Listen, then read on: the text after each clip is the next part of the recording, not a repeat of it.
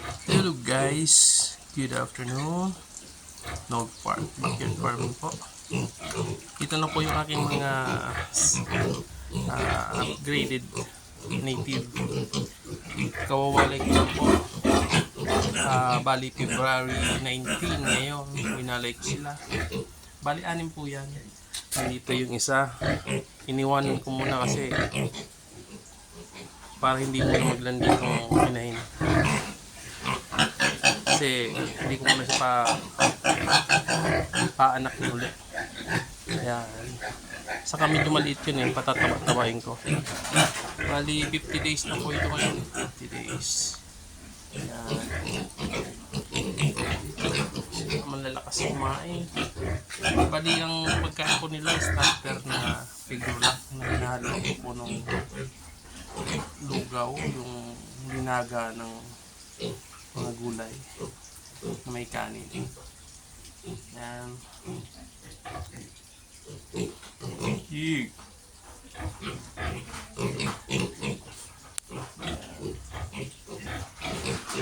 Ito yung isa.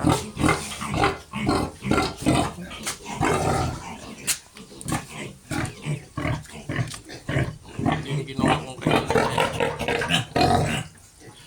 Yung ginawa ko. Sinimik. Tatanggal yun. Isa. Payat.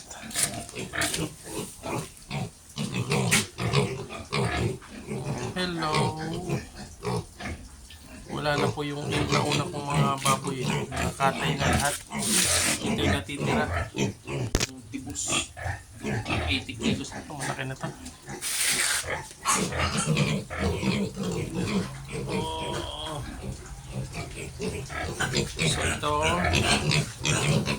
para sa tayo. Basta baka pwede mo itong malitsyon.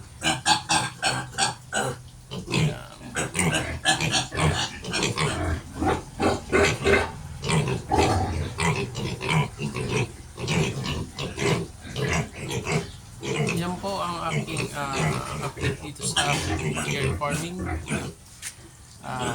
Sensya natin hindi tayo nakapag-upload ng palagi. Ito lang po parang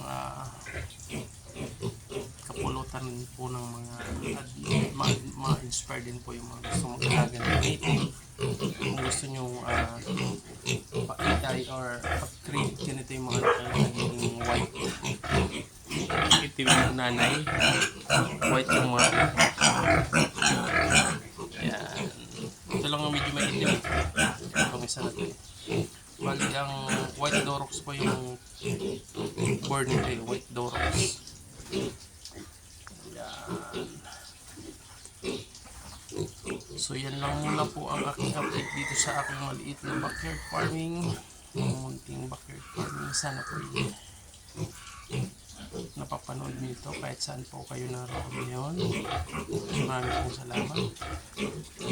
Please like and subscribe po para pag may update po ako, ma-update ko po kayo at mapanood niyo po. Tingnan natin sa May kung ano sila kalaki. Siguro ito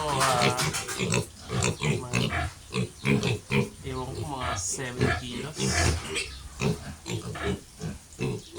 Yan. Okay. Yan lang po muna. Good luck and God bless. Mabuhay.